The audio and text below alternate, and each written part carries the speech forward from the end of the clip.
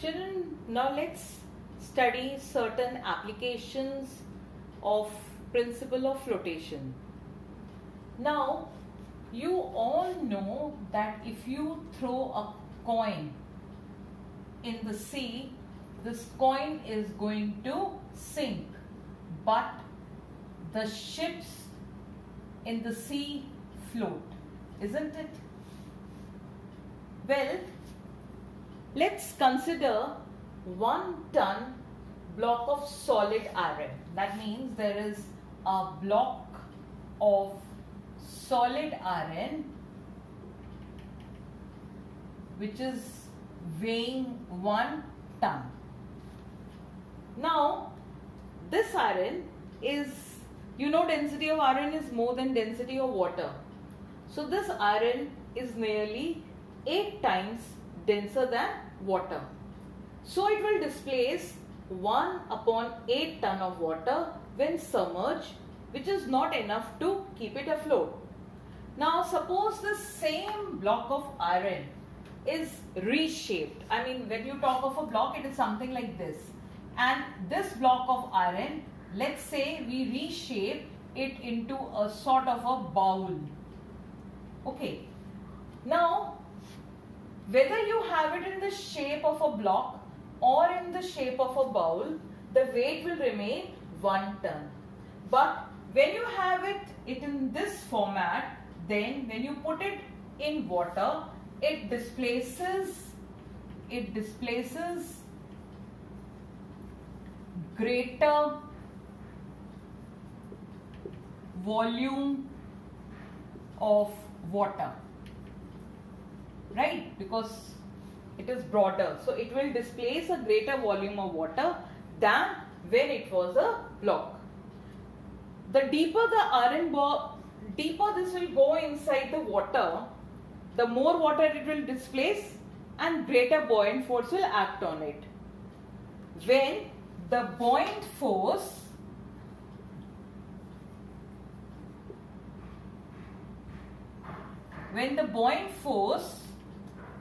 becomes equal to 1 ton, then it will stop going and it will start floating. So this means that for flotation, the shape, the immersed volume is very important. And even density, we have already seen from the Archimedes principle that even density plays a crucial role for flotation of a body. Now see the average density, right? The average, you all know that the density has to be less, of a solid has to be less than the density of the liquid for it to float. So the average density of an object decides whether it floats or not. If the average density is less than the density of liquid, then the object is going to float. Now, how is this principle be applied to ships? Now, you all know ships are what? You all have seen probably a picture of a ship. You may not have seen an actual ship, but you all know what is the shape of a ship. Now, ships are enormous steel vessels, right? You all know steel is denser than water, right? Now, what helps the ships afloat is 2 things. One is the shape, and second is what is inside them.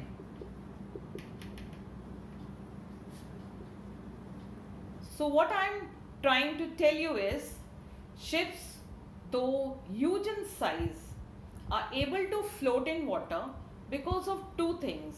One, the shape, and the second, what is inside them.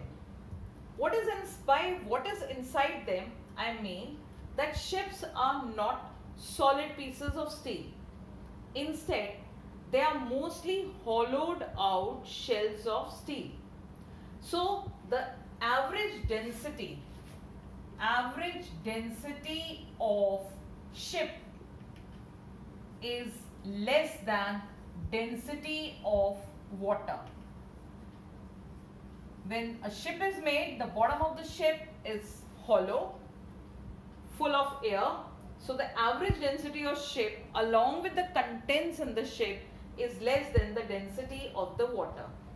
And the ship has a much larger volume, right?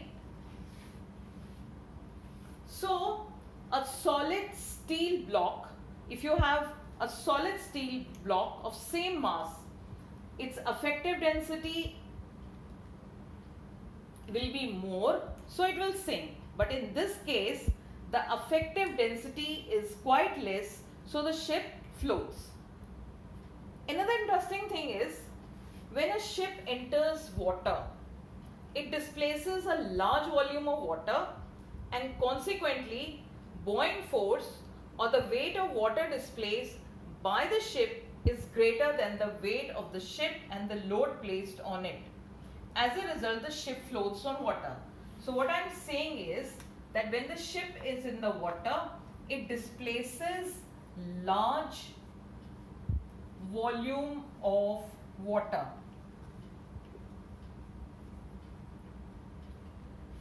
So the buoyant force or the weight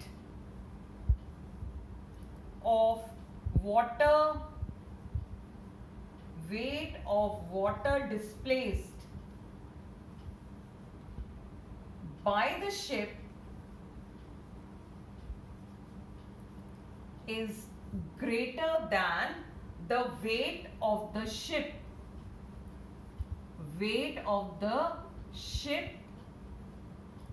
plus the load on it. That means the ship along with its weight is lesser than the buoyant force or the weight of the water displaced by the ship. Well children, can you see two ships in the picture? And are you able to observe some difference between the two? I'm not asking the difference in terms of colors. Now, if you see carefully, the ship over here is loaded with cargo. Can you see all this? This is cargo loaded in the ship.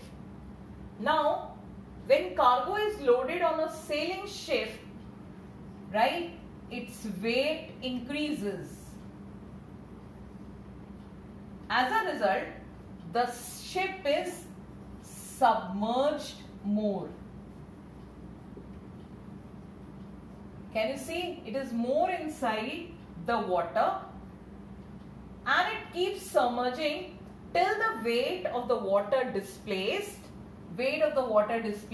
by the immersed part of the ship becomes equal to the weight of the loaded ship. Similarly, when this ship is without the cargo, so it is an unloaded ship, so this ship will rise in water. Only a small part of this ship is inside the water. So in this case, the weight of the ship is equal to the weight of this much water displaced. So basically, we have a loaded ship, then it is submerged more in water as compared to the unloaded ship. So you know, at times this ship becomes unstable, and to make it more stable or to keep it in equilibrium, the ship is filled with ballast in the form of sand or stones. So you know, even once the ship is made, a great care has to be taken as to maintain its flotation in the water. Now, I have a question for you. When a ship is moving in sea, suppose, and it enters a river. That is, it moves in the mainland. What do you think it is expected? What do you think will happen?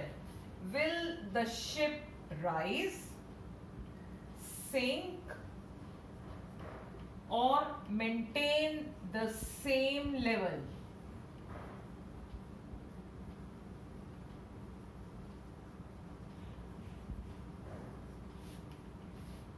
I repeat my question.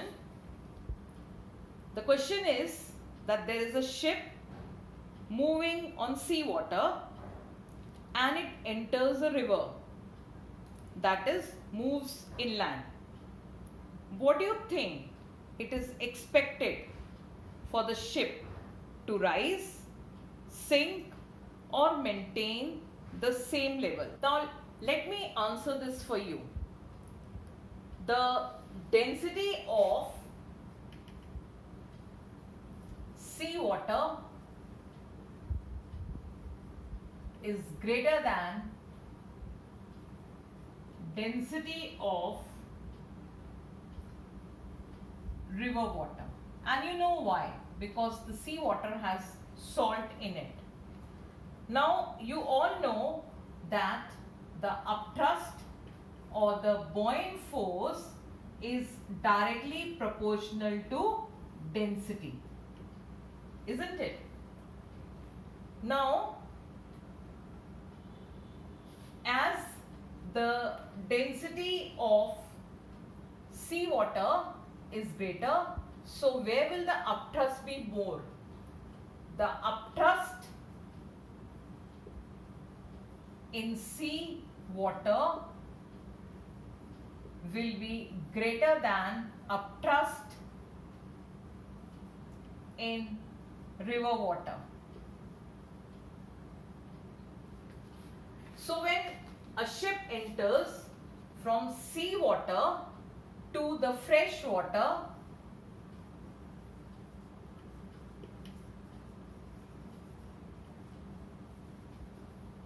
right? So when a ship enters from seawater to fresh water, it slightly sinks more.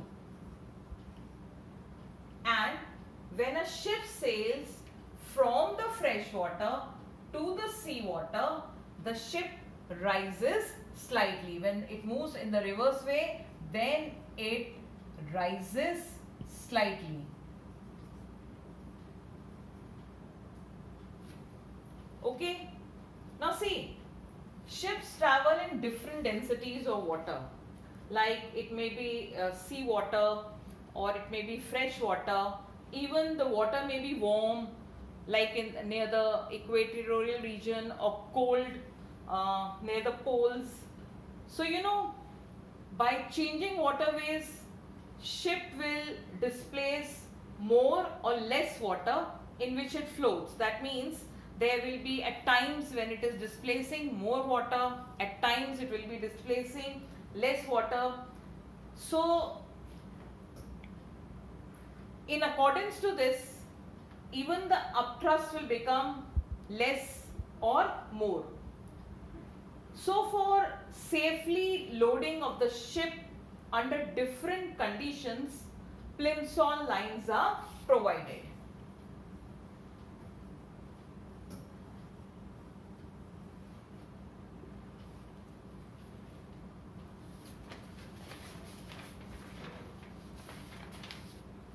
Plimsoll line is a reference mark located on the ship's hull that indicates the maximum depth to which the vessel may be safely immersed when loaded with cargo.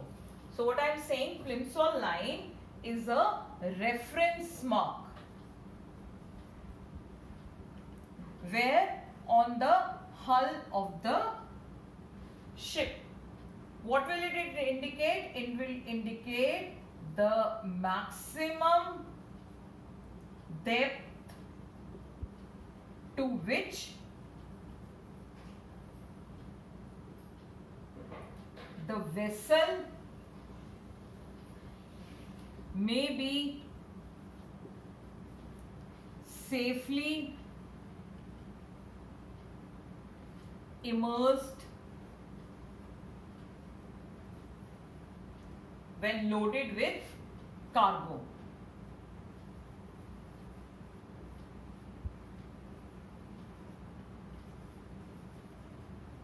There will be marks on the ship to indicate up to which level it can go inside. So this depth varies with the ship's dimension, type of cargo, time of the year, and the water densities encountered in the port and the sea. With this, we'll have to end up our today's class, and in the next class we will do more applications based on the flotation.